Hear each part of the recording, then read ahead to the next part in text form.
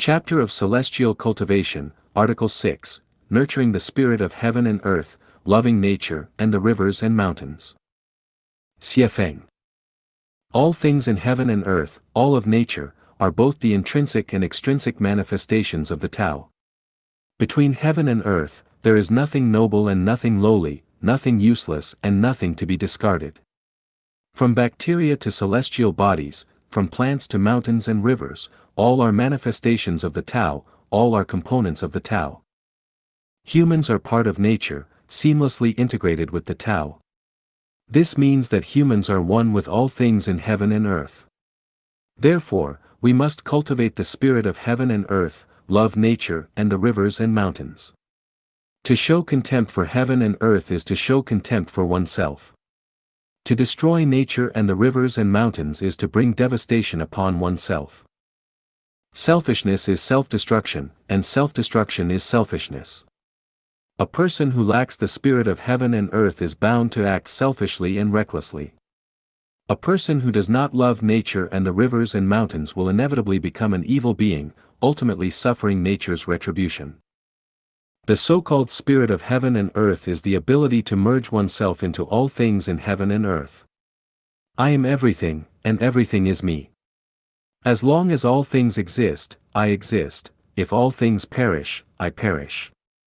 I coexist with the universe and all its creations. With the spirit of heaven and earth, one can possess immense righteous energy and naturally develop a noble and pure character.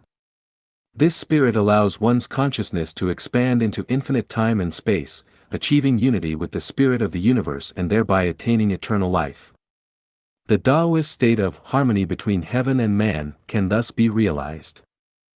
The grass on the vast plains withers and flourishes year after year. Wildfires cannot destroy it, with the spring breeze, it grows again.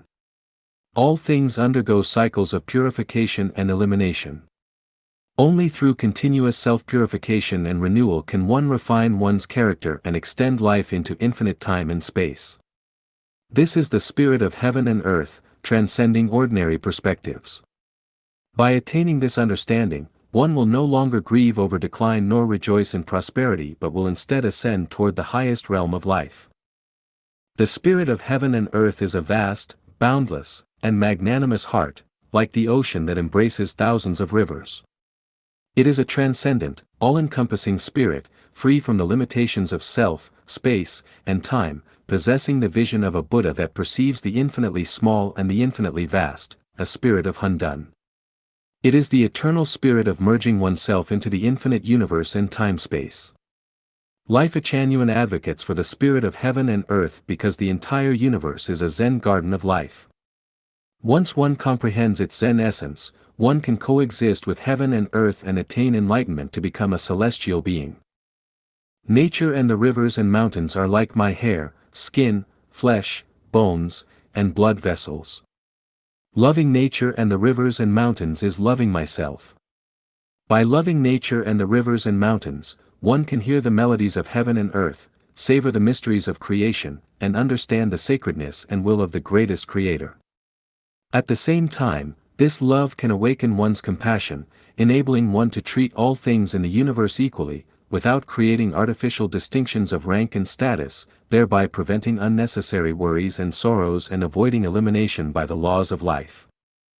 To reach the celestial islands continent of the Elysium world, one must learn to observe nature, listen to nature, learn from nature, and love nature, and from this, create nature.